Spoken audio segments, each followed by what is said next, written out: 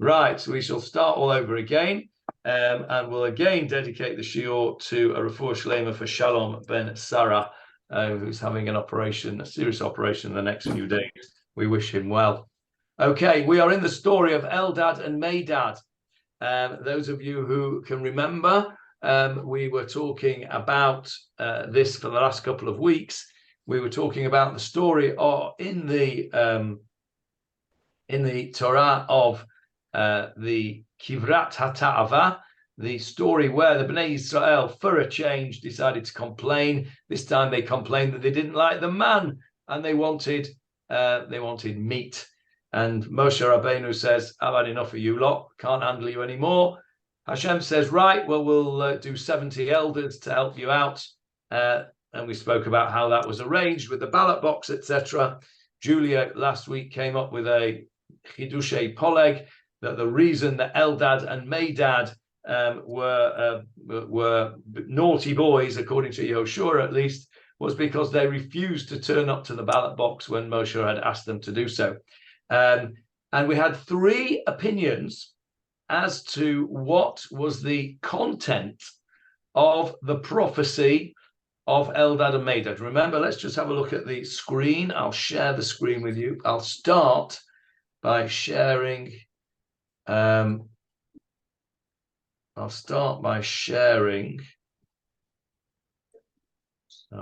God, what is going on with my computer today? There we go. I'll start by sharing the story of Eldad and Medad. Exactly. Oh gosh, my screen is frozen now. My second screen is frozen, which is a shame because I've got a lot to show you today. How annoying. I think best switch off your computer and switch it on again. Yeah, then we'll all lose everybody again. I'm trying not to do that. Well, we can just reconnect after you've done that. Yeah. Come back in 3 minutes or 5 minutes or whatever it is. Well, looks like we may have to do that. I think otherwise you're not going to, it's called reboot. Yeah. Okay. Well, I'll tell you what we'll do. We'll do some Gemarah first, and then I'll try again in a minute. Right, let's go into the Gemarah. There's the Gemarah loading up for you now. No, it's not loading, is it? It has started screen sharing.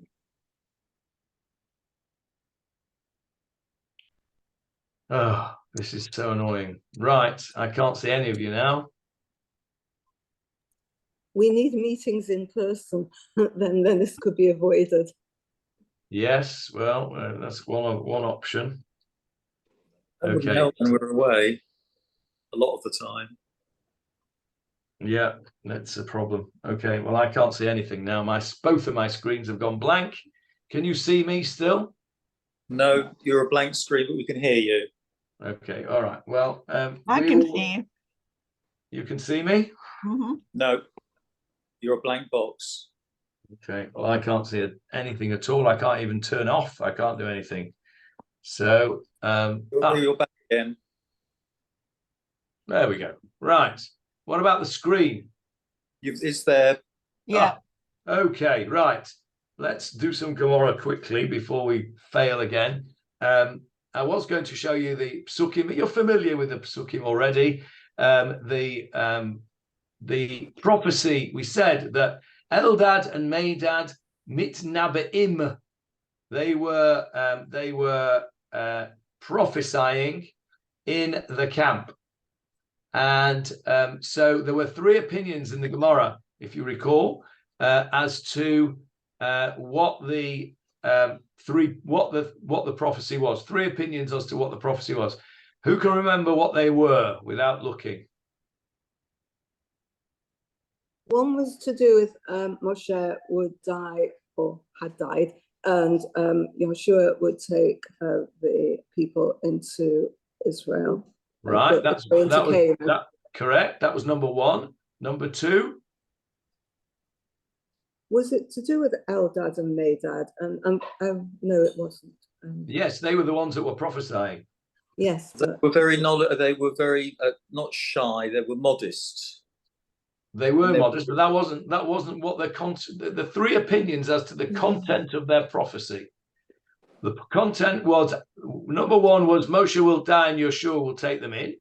Correct. Second one, who can remember that? End of days. That was the third one. Well done, Michael. That was the third one. The third one was the war of Gog and Magog in the end of days. And we spoke about that being the Haftarah of Sukkot. And the second one, the reason that you can't remember the second one is it's a bit boring. And the second version of their prophecy was, arise, quail, right? They prophesied that the quail was going to come, and 5 minutes later, along came the quail. So the reason you couldn't remember that was because it wasn't very exciting. The first one and the third one were much more interesting. So what we did last week was we said, well, okay, it fits.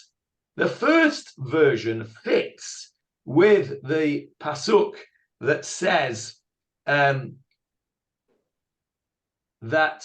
Yehoshua said, Adoni Moshe Klaim. There, I've got it on the screen there. If I was able to show you the pasuk, I would have done so. He said, Adoni Moshe, my master Moshe, Klaim. Remember what that meant? We had two versions of what that meant. Kelaim, from the word kele. What is a beit kele? A prison, correct, Avril? It's a prison. Yeah. So, Adoni Moshe Kelaim, Moshe, my master, imprison them. Imprison them. Why would, and so the Gemarah said, well, that fits with the first version. The prophecy was that Moshe will die and Yeshua will take over. Yeshua was upset that these two fellows were going around saying Moshe was going to die. And he says, stop it. Stop them. Put them in prison. And so we said last week, but how does that fit with the second and third versions? Why should they be put in prison for saying that the quail are going to arise, or for prophesying about the end of days? Why should Yeshua be upset with them?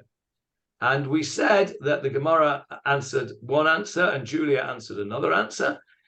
Julia's answer was they should be put in prison because they didn't listen to Moshe when they should have come to the ballot box when they were told to.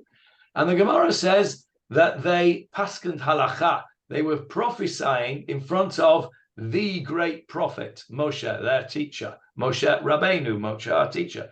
And as we said, it's not permitted to teach Torah, to prophesy, or to give halacha in front of your teacher. So that was where we stopped last time. And what we're going to do now is ask the question upside down. We're going to ask the question, turn the question on its head. Because what was the answer to Moshe's, no, I still can't get hold of that thing. So we'll have to go back to the Gemarah. What was the answer to Moshe's, to Yeshua's statement, put them in prison or destroy them? Moshe said, Mi yitain, halavai, it should be that everybody should be a prophet. Over here, and Moses said to him, are you jealous for my sake? Would that all of the Lord's people were prophets. Numbers 11:29, which is what I wanted to try and show you, but I can't. Just going to have one more last go at trying to get that up. Close that, and then try and reopen it.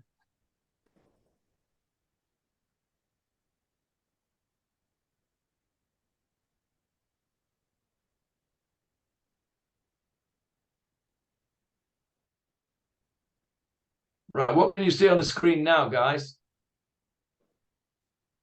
We've got the Cedra, not the Cedra. Excellent. Right, we've solved the problem. Right. So what did Moshe say? Moshe said here, Umi yitain kol am Hashem neviim ki aten yitain Hashem et rucho alehem. If only all the Lord's people were prophets, that the Lord would bestow his spirit upon them. That was Moshe's answer to Yehoshua, saying, put them in prison or destroy them. So the Gemara asks a question, and it says, Bishloma lamanda ama hanach tarte. That fits with the other two opinions, where the prophecy was not threatening to Moshe. The second version was the Slav, the quail are going to come, and the third version was a prophecy about the end of days. That's not threatening to Moshe. So when Moshe hears that, and Yehoshua says, put them in prison, Moshe, it fits in. Moshe says, nah, chill, Yehoshua, take it easy. They're not doing any harm. Halavai. I wish the whole of Bnei Israel would be on the level of prophets. It's great that they're prophesying. That's okay. Says the Gemara, Ella, Laman Amar. According to the opinion that says the prophecy was Moshe's going to die, Moshe mate, Meinach hava nichalei.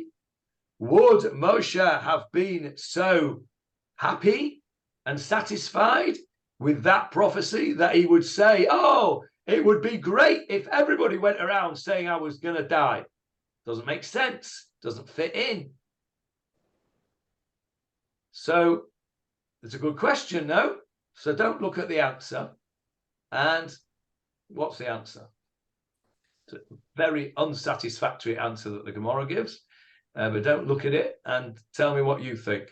How are we going to get out of this one? Well, we could say that Moshe was so humble that he didn't bother him that people were going around saying that at all. And even if it was to his detriment, he wanted people to be prophets. Okay, maybe. It's a bit schwach, though. Any other suggestions? Everybody's going to die in due course anyway. Yeah, but they were saying he's going to die before he goes into the land, and Yoshua's going to take them in. And since this happened quite, it was not a good thing that Moshe was not going to take them into the land, especially since Moshe wanted to go in the land. We know how much he wanted to go into the land. I'm afraid I glimpsed, but I do know what I think the answer is, that he didn't actually know what they were talking about. Yeah, that's what the Gemara says. The Gemara says, Lo simuha kame sayem. Can you see the word sayem there, over there? What's that word in modern Hebrew? L'sayem, it means to... Leave. Sorry, Myron, you're muted, Myron, but I can... Unmute yourself, Myron, so we can hear you. Isn't it got to do with finish? Yes, correct. Yeah. The sayem means to finish, correct. So, lo simuha kameh. They did not finish saying what they were saying in front of him. He went along. This is how it went, according to the Gemara. Eldad and Medad are going around saying, Moshe's going to die, Yeshua's going to take us into the land. Yeshua hears, he runs off to Moshe, and he says, Moshe, Eldad and Medad are saying terrible things. They're prophesying in the camp. No, he didn't say they were saying terrible things. They're prophesying in the camp. Put them in prison. And before he could tell Moshe what they were saying, Moshe said, great, let them prophesy. It's great, wonderful. Halavai, the whole lot of you should be prophets. That would be great. And he didn't actually hear, and that would fit in nicely, because what was actually Yoshua doing? It was for a benefit, but he was actually speaking a bit of Lashon Hara here. He was coming along and saying bad things about Eldad and Medad. And Moshe, as it were, says, you know what? Don't want to know. Don't want to hear. Not interested. We used to say, our kids used to say, Avril, you'll remember this from Yoni. I'm not Makabel. I'm not Makabel. I don't accept it. I'm not listening. Don't want to hear. And so Moshe cut Yoshua off in his prime, as it were, and they did not conclude, or he did not conclude. Yoshua didn't tell him what they had said. So, a little bit unsatisfactory, but it's an answer. Very nice. Okay, now the Gemara is still interested in our pasuk. Let's just go back to the pasuk a minute. There it is. And this is what Yehoshua said, verse 28. He says, Moses, my master, imprisoned them, Adoni Moshe Kela'im. And we had two opinions as to what this word Kela'im means. One was from the word Kele, prison, and one was from the word Nichle. Kela'im means to consume, to be consumed in a negative way. In other words, to be destroyed. So another translation, and in fact, the Art Scroll translates it not as imprison them. Where is it? I've got the Art Scroll here. And they said,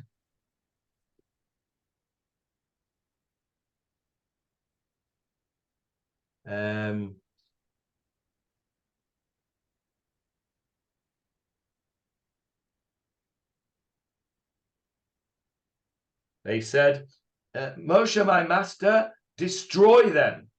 So the Art Scroll uses the expression to destroy. Most other translations use the expression to imprison. So the Gemara now, let's go back to our Gemara. The Gemara now says, my kla'im. What does it mean, kla'im, to imprison them or to destroy them? The answer given actually fits better with the second translation of destruction rather than imprisonment, although you'll see in a minute that it could be. So Amalei, the Gemara answers, he said to them, Joshua said to Moshe, doesn't mean put them in prison. He said, Hatel alehen sorchei sibor. Put upon them, place upon them the responsibility of looking after the community. In other words, make them into communal leaders, into people who are running the community. Vehein kalin me'aleihem. And they will stop prophesying, they will be destroyed, they will be imprisoned. Me'aleihen means automatically, on their own, automatically. And from here we learn something which some of us have learned by a painful experience, and that is that somebody who is running a community is, as it were, imprisoned by them, because you can never satisfy all the folk all the time. So you are always going to get complaints, always going to be, as it were, at the beck and call of people. They don't like the color of the carpet, or it's too hot, the aircon's not low enough, the aircon's too low, the window needs to be open, the window needs to be closed, I want an aliyah, I don't want an aliyah, I don't like his davening, I don't want him to daven, etc., etc. And these are just the simple things. I increase that into a bigger responsibility, and of course the things that go with it are even greater. So from here we learn, this is where we learn that leaders of groups of people, it's a difficult job. And I wanted to show you this because we recognize this in something that we say every week in davening on Shabbat. When we have finished laning and before Musaf, we say a prayer for the Kihila. Misha berach avotenu Avraham Yisrael Yaakov hu yivarech et kol hakahal hakodesh hazeh. We bless all of this holy congregation, and one of the things that we say is v'chol mi she'oskim b'tzorchei tzibur be'emunah, and all of those who busy themselves with the needs of the congregation faithfully, HaKadosh Baruch Hu yishalem secharam. Hashem should give them their recompense. Okay, it's a blessing for those who are looking after the needs of the congregation. So the guy that comes early and puts the lights on and turns the aircon on, the guy that clears up after Sudash Lishit, the guy that comes in the morning and straightens the chairs, all of those jobs that need to be done in a community, we're blessing, in this prayer, we're blessing them that they should get their reward from HaKadosh Baruch Hu. And rather tongue-in-cheek, the commentators ask on this, why is it that we should pray specifically that Hashem should give them their reward to these people? And the answer given is that those people who are involved in communal activity will not get any thanks or any reward from the people in the community, and it will have to be left to HaKadosh Baruch Hu to give them their reward, probably in the world to come. It's a very commonly held view, and I found over here a really excellent little piece which I just want to play you a little bit of. So I'm going to have to stop the share and reshare so that I can share sound. Give me a second. Share sound. Right, here we go. Tell me in a second whether you can see the screen. You can see the screen. Now tell me whether you can hear it. Give me a thumbs up if you can hear it.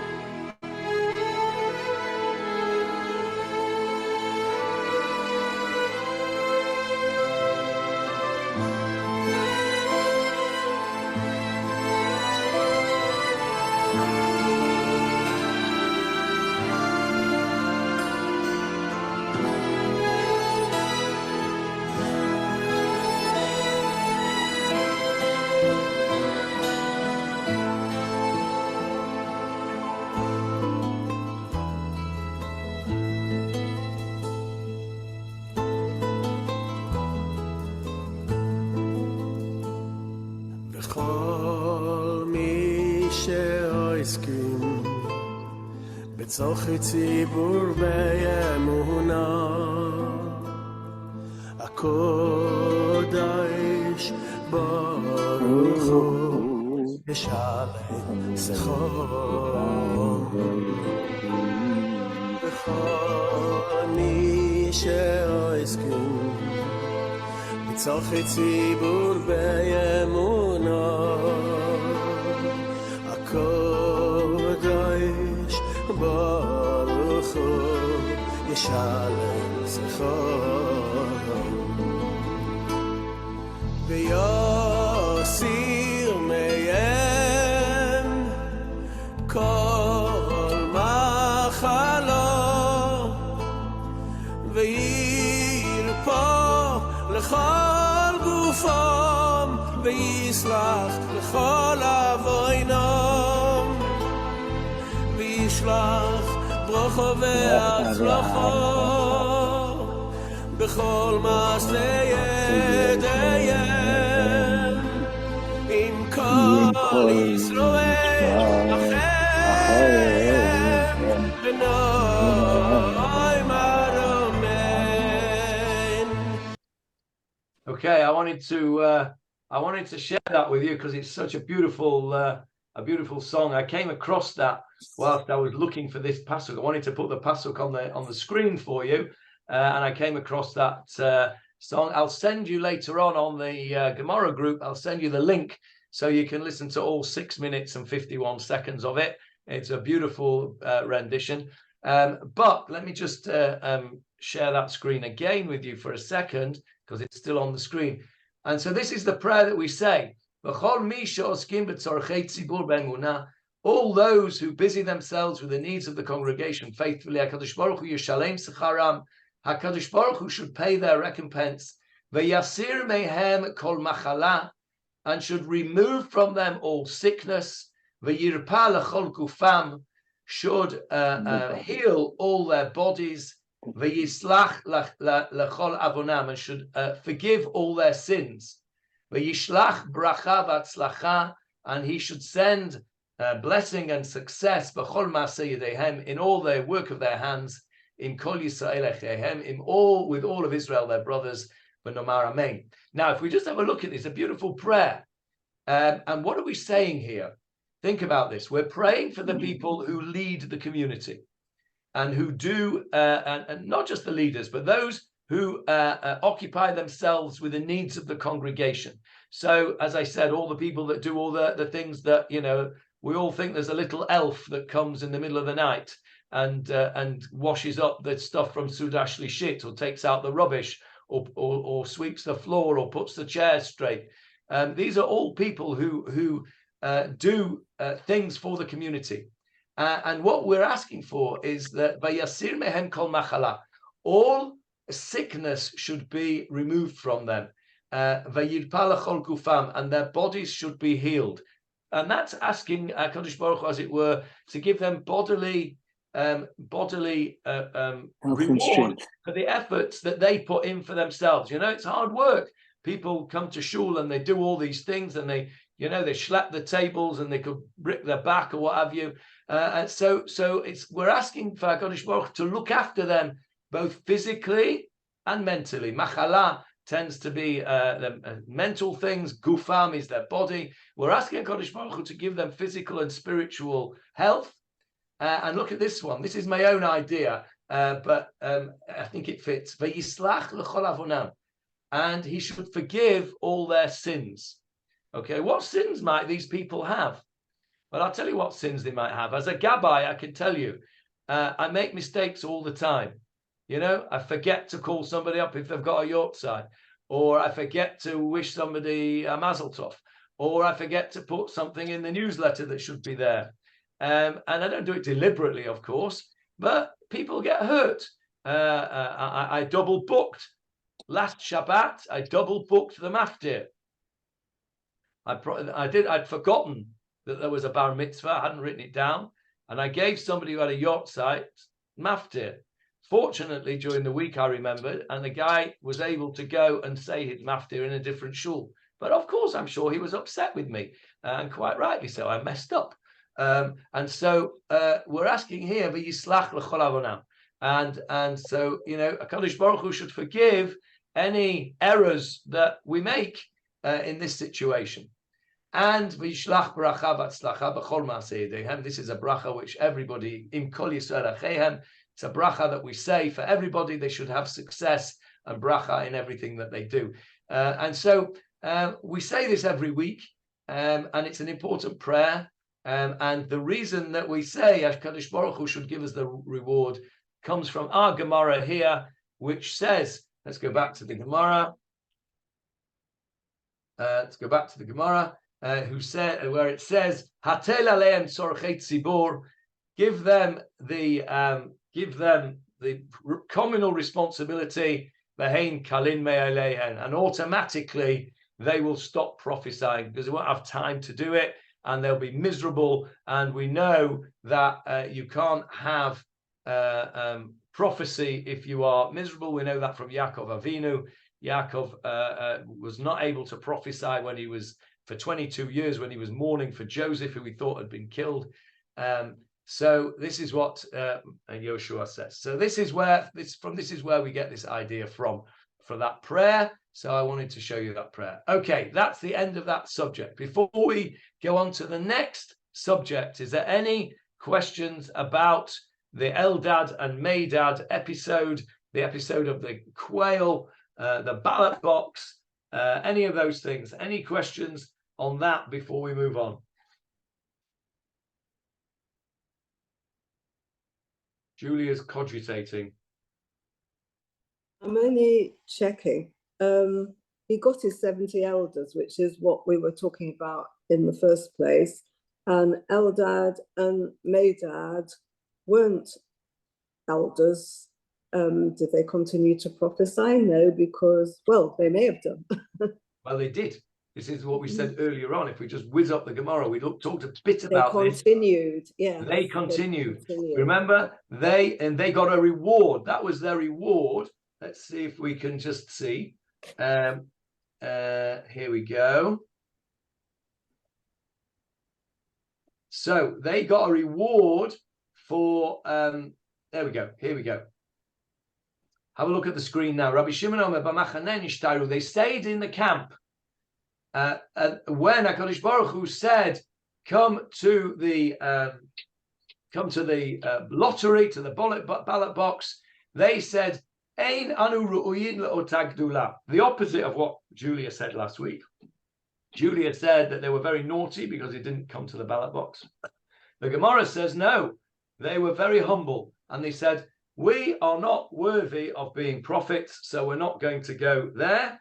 And so Amar HaKadosh Baruch Hu, we're over here in the Gemara here. Amar HaKadosh Baruch Hu, God said, "Hoel umiyatetem atzmechem." Since you minimized yourself from the word ma'at. Can you see the word ma'at in the middle of there? Ma'at means a little. Since you minimized yourself, in other words, you did not big yourself up. You did the opposite. Hareini mosif gedula al gedulatchem. I, HaKadosh Baruch Hu, will add even more greatness onto you than you had before. Uma gedula hosif lahem. And what was this extra greatness that Hashem gave them? Shehanaviyim kulam nit naba'u upasku. All the other 70 elders, they prophesied as a one-off, and then they stopped. Veheim, and they, Eldad and Medad, nit naba'u below pasku. They prophesied and did not stop. They went on prophesying. So they remained prophets, and that was a reward for being humble. And this again is sort of fits in with the famous Mishnah that says, he who runs after kavod, kavod will run away from him, and he who runs away from kavod, the kavod will run after him and catch up for him. So here Eldad and Medad did not want to be prophets. They said, "Oh, no, we're not worthy. It's not, we're not fitting." Kadosh Baruch Hu said, "Not only are you fitting, you're extra fitting, and you are going to be even greater prophets than the others. They will have a one-off prophecy. You will carry on prophesying." That seems like after that again. We don't hear from them, by the way, after that whole story.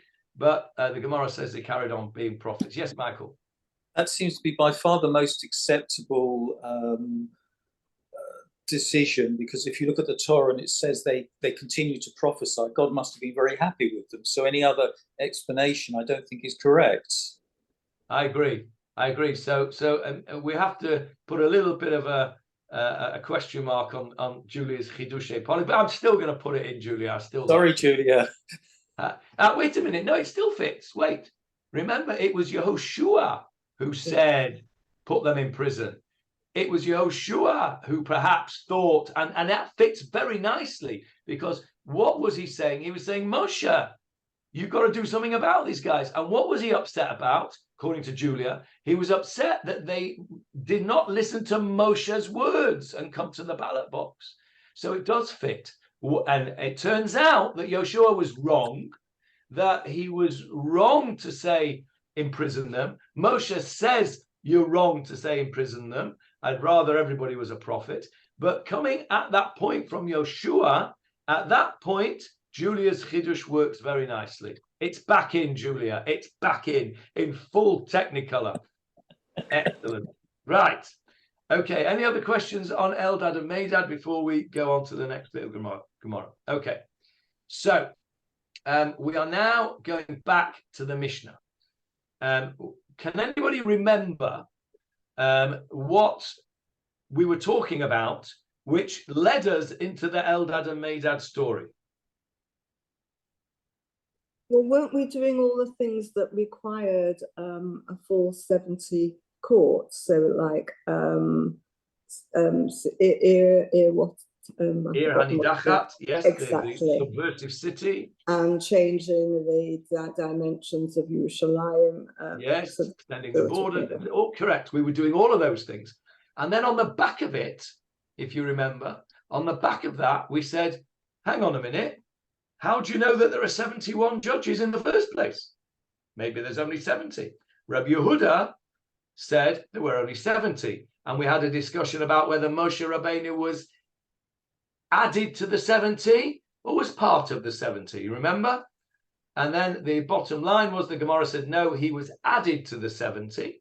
And that made 71. And of course, that was good because we needed an odd number. So that's how we got into the Eldad and Medad story, because then when we decided that there was the whole 71 number comes from the 70 elders plus Moshe, the Gemara then said, well, hang on a minute, how did he choose the 70? And then the Gemara said, oh, you know how he chose the 70? He chose the 70 by the ballot box. And you know what? Those two Eldad and Medad folk, they never went to the ballot box. So that's how we got to Eldad and Medad. It's a bit like Chinese whispers, you know, that's how the Gemara works. You start at A, and before you know where you are, you're halfway through the alphabet because you've gone from there to there to there to there. So the whole discussion started with trying to give a scriptural proof for the fact that there were 71 members of the Great Sanhedrin. We proved it by saying that in this story, Hashem said, I'll give you 70 elders to help you. If you've got 70 elders to help you. 70 plus 1. Plus 1, that's right. So that's how we got to 71. Now, the Gemara then says, scratches its head and says, okay, I'm happy with that now. I now know that the Great Sanhedrin consists of 71. But wait a minute. We've got a lesser Sanhedrin, the Sanhedrin Akatan, the smaller Sanhedrin, which consists of how many judges? 2. 23, correct, Julia, 23. 23 judges in the small Sanhedrin. So what's the obvious question? What's the Gemara going to ask now? Julia, unmute and tell us what the Gemara is going to say. But presumably, how were the 23 selected? Were they part before of that, even before that? How do we know it's 23? We asked the question, how do we know it's 71? And we answered it. So now we're going to ask the question, how do we know it's 23? Okay, so in order to do this, we do it in two sections. The Mishnah, and I don't expect you to remember this because we did it probably around about January 2020. But the Mishnah that we learned right at the beginning was it dealt with the first half of this. It dealt with how we got as far as 20 judges. Okay, and I'm going to go back to the Gemara and show you in a minute. Our Gemara now is going to start from that halfway point, and it says, Minayin lahavi od shlosha. Where do we get it from that we bring in another 3 on top of the 20? Okay, that's what the Gemara is going to talk about. Now, can any of you remember how we got to 20 in the first place? If you can, then you're a better man than me, because I couldn't remember. Okay, none of you will remember because it's a very long time ago since we did it. So let's go back to the Mishnah and find out. Okay. There it is on the screen for you. If you're following in the Steinsaltz Gemara, it's on page 10. There it is on the screen. Uminayin liktana shehi shel esrim ushlosha. How do we know, from where is it derived scripturally, that the lesser Sanhedrin consists of 23 judges? Well, I'll tell you, says the Mishnah. Shene'emar, there is a verse that says, V'shaftu ha'ida, v'hitzilu ha'ida. And Rav Steinsaltz very helpfully tells us where that verse is. It is in Parshat Mas'eh, Numbers, Bamidbar 35, verses 24 and 25. So let's have a look at them. Okay, this is talking about a person who commits manslaughter. So he kills somebody by mistake. How does that happen? He's careless. This is not a complete, unavoidable accident, because that wouldn't be manslaughter. That would just be what's called in Hebrew ones, an accident. If you do it deliberately, that's called murder. That's got what we call in legal terminology, mens rea, evil intention. And in Hebrew, we call that kavanah, intention.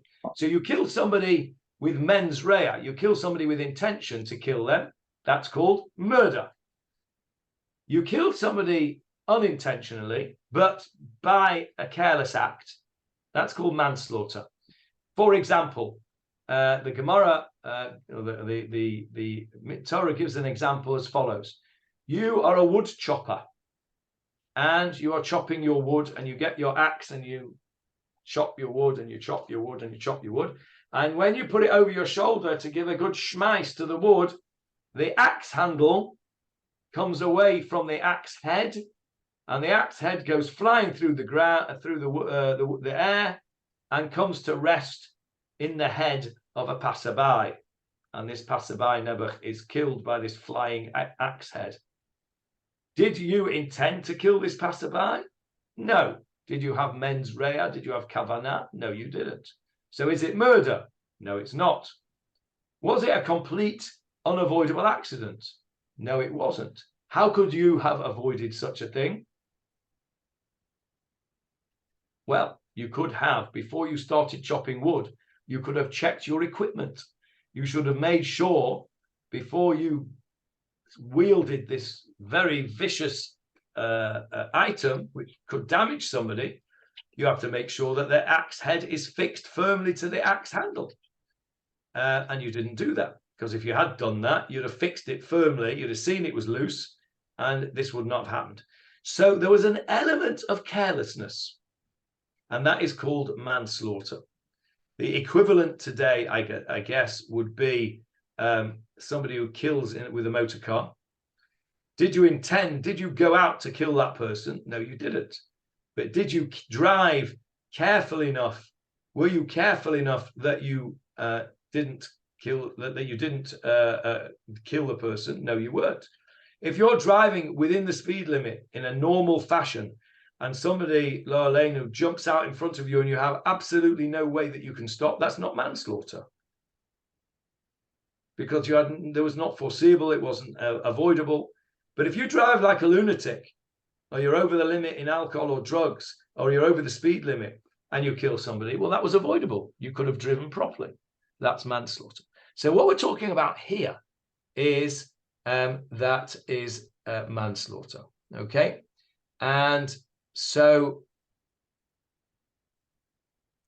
what's the din of a manslaughterer in the Jewish law? Anybody know? He has to run off to the city of refuge. That's right, Myron. He runs off to the city of refuge. Now, why does he have to run off to the city of refuge? Because there is something called the Go'el Hadam. The close relative of this person who's been killed is likely to want to take revenge and kill this person. And that's an understandable reaction. You know, chas v'sholem, if anybody, this situation happened where a person was killed by a drunk driver, what would the relatives of the dead person want to do? Take revenge. Take revenge and kill him. Yeah. I'll kill you. That's how they would feel. And the Torah validates that feeling. They understand that there is that feeling. But what they don't want to do, what the Torah doesn't want to do, is to have a situation of anarchy where people take the law into their own hands and they kill people. So they give the accidental murderer, the manslaughterer, an opportunity to run off to the cities of refuge. There were 6 of them in Eretz Yisrael, 3 in Eretz Yisrael proper. During the border. and 3 on the other side of the Jordan, 6 cities altogether, and they were administered by whom? Who looked after them? Levium. Myram, you should know this. Levium. The Levium. The Levium. The Levium. If you were living in the time of the Torah, Myron, you would not only be a musician, I'd have a job. you'd be in charge of the cities of refuge.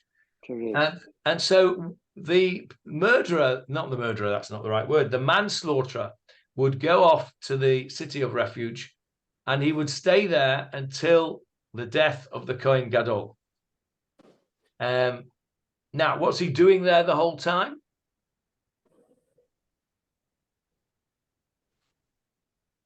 Living his life. He's contemplating his actions. Imagine, God forbid any of us accidentally caused the death of somebody. We were careless. We were driving too fast. We were on our phone when we were driving. You know, we've all done it, and we know we shouldn't. We've all gone too fast. We've all gone through a red light. We've all done things that we shouldn't. Imagine, chatz v'chalila, if that action caused the death of somebody, how would we feel? We would feel terrible. It would be dreadful. The going to the cities of refuge is an opportunity. It's run by the Levium. It's a place. They were places where you could have refuge. It was a place where you could stop and contemplate. It was a place of quiet. It was a place of contemplation. It's an opportunity to rethink your life. What was I thinking? What was so important that I was going so fast that I took a chance and killed an innocent bystander? So it's a time for reflection in the cities of refuge. So that's the story. Why would they have needed 6 cities of refuge? Because if you think about it, manslaughter, how often would that actually have occurred? I would say it's got to do with locality and accessibility. So if somebody's got to run from the south of the country to the north to get to the city of refuge, it's a long way to go. And perhaps for convenience for the perpetrator or the accidental manslaughterer, that could be the reason. That's absolutely right. The reason that they needed 6, and the Torah says, by the way, where they should be, and they were dotted around the country. And they also, the Gemarah tells us that there had to be money put aside, special money put aside for the maintenance of these cities, but not only the maintenance of these cities, the maintenance of the access to the cities. The roads towards these cities had to be wider than normal roads. They had to be better paved than normal roads. And there had to be multiple signposts to these cities. And the reason for that was exactly as Myron said, for accessibility. Because when you're on the run from a Goel Adam, from a person who wants to take revenge, and your only possibility of saving your life is to be in a city of refuge, then you need to, know where you've got to go. Yeah? Those people who are cursed with a weak bladder will know that whenever they go to a new place, to a shul, or to a hall, or to a restaurant, what's the first thing they do? They clock where the toilets are, right? Because they know they're going to have to do a runner in a bit, and they're going to have to go for a wee. So this is the manslaughter has to know where to go. There has to be multiple signposts towards these places. They have to be nearby, as Myron said, they have to be accessible. And they have to have signposts so that they don't get lost on the way. But were there actually many people who committed manslaughter? So were these cities full to the brim, or were there just a few in each? Well, I would have thought there would have been quite a lot. I mean, you know, how many cases, right here, that's a question for you, Julia.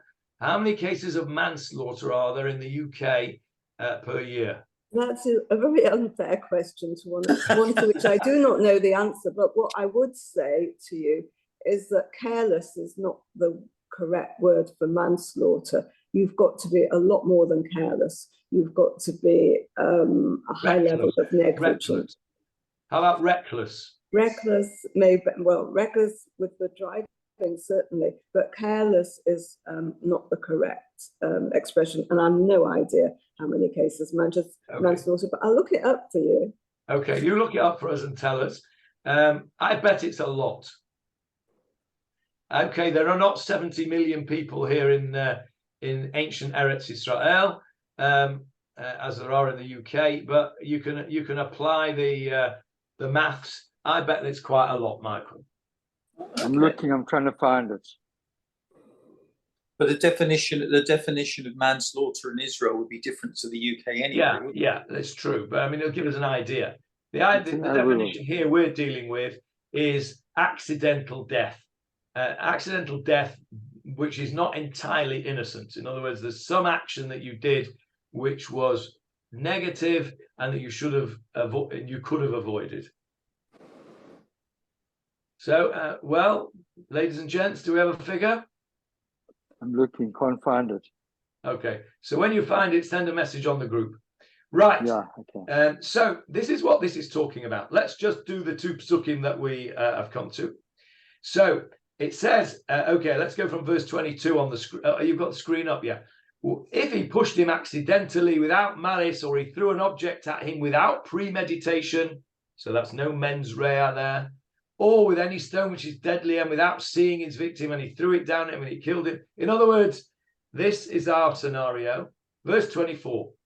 Then the congregation shall judge between the assailant and the blood avenger on the basis of these judgments. The congregation shall protect the murderer from the hand of the blood avenger, and the congregation shall return him to the city of refuge to which he had fled, and he shall remain there until the Kohen Gadol who anointed him with the sacred oil dies. So it's the responsibility of the community to help him get to the cities of refuge. By the way, let's just have a little look at the language. What is the Hebrew for city of refuge? Yes, go on.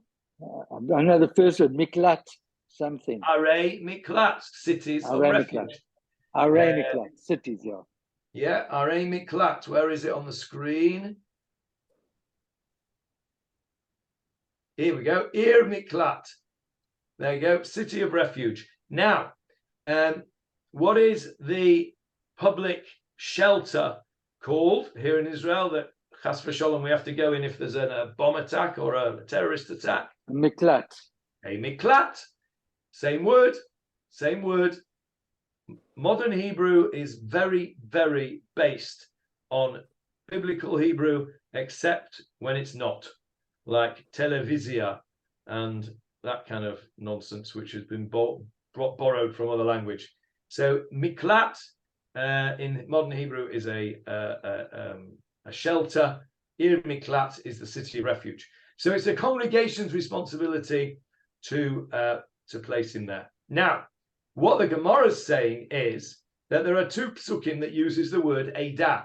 V'shaftu ha'edah, and the congregation shall judge. Next pasuk, v'hitzilu ha'edah, and the congregation shall save them. That same word as hatzala. So we've got edah twice. And then the Mishnah says, let's go back to the Mishnah. The Mishnah says, edah shofetet, one congregation judges and one congregation saves. So that's two congregations, two edahs. How do we know how many is an edah? How many do you think is an edah? 10. Why do you think that, Michael? Because somewhere in the Torah it talks about 10 people mourning for somebody. Okay, you're along the right lines. An edah, a congregation, is 10. And that is why a minyan is 10. It's 10. Okay, now, but why is a minyan 10 and why is an edah 10? Michael is sort of right. There is somewhere in the Torah where we talk about 10 people. and I shall show it to you. It is in Parshat Shlach Lecha. It's the episode of the spies. How many spies were there, Michael? 10 bad ones and 2 good ones. 10 bad ones and 2 good ones. What happened? They came back, and the 2 good ones said good things, and the 10 bad ones said bad things. And look at verse 27 on the screen. Hashem said to Moshe and Aaron, how much longer will this evil congregation who are causing to complain against me exist? Ad matai la'eda hara'a hazot. This evil congregation. How many were there in this evil congregation? 10. 10. He's talking about the 10 spies. So from here, we learn that an Edah is 10. From here, we learn that a quorum for public prayer is 10. And if we go back to our Mishnah, we learn that a Bet Din Katan, a small Bet Din, consists of 2 lots of Edah. 2 lots of 20, 2 lots of 10 making 20. 20. But we have said that it's 23. And that is where our Gemarah will start next week over here. Minayin lahavi od shlosha. Where do we get the extra 3 from? We had to go back to the Mishnah to remind ourselves how we got to 20. But we've reminded ourselves now how we got to 20. We got to 20 from 2 Edahs. 1 Edah is 10 because of the spies. 2 Edahs is 20. Next week, next exciting episode, you will find out why we have an extra 3. Don't read on, but I'm warning you, it's complicated. So next week, come with a clear head, and we'll go through it slowly. Not that we ever do anything fast in this shiur, but we'll go through it slowly and find out where the extra 3 come from to give us a Bet Din Katan of 23. Any questions so far on how we got to 20? Just to go sideways slightly, I put it on Leon Bennett. It's 82.5 accidental deaths per million in the UK. That's accidental deaths. Deaths per million. Yeah. Okay. 82 accidental deaths per million. Okay, let's assume that the population in Israel at that time was 2 million. Okay, that's 600,000 apparently came out of Egypt, although you know my views on that. Let's assume it was 2 million. So you're talking about 150 a year, approximately. Yeah, and it depends how long the high priest lived for. Correct. So second temple, there would never be more than about 150. First temple, because it didn't last very long. It's true. But if there were, if a high priest was a long liver, you could end up having quite a lot in those cities, couldn't you? Interesting thought, that, Michael. Very good. Okay, right. Let's just have a quick recap. Were the cities exclusive for that purpose? No, Levium lived there. Right. Yeah. So it was just Levium and the people who were seeking refuge. There was no normal commerce. Well, I mean, there might have been. If you wanted, maybe you got cheap housing. I don't know, because around criminals. I don't know. I don't know is the answer. I'll try and find out for you. I know Levium were there because they ran the place, and certainly the manslaughterers were there. Did anybody else live there? I don't know. I'll try and find out for you for next week. What did we do today? We finished off the questions about Eldad and Medad. We removed Julia's Chidushei Poleg and then reinstated it immediately. And then we went back 4 years and learned again how we got to a minyan being 10 and how the small Bet Din has got to 20 so far. And I've set the scene for next week to learn where we get the other 3 from. Okay, I wish you a good week for the rest of the week. See you soon. Thanks Thank you very much. Bye-bye.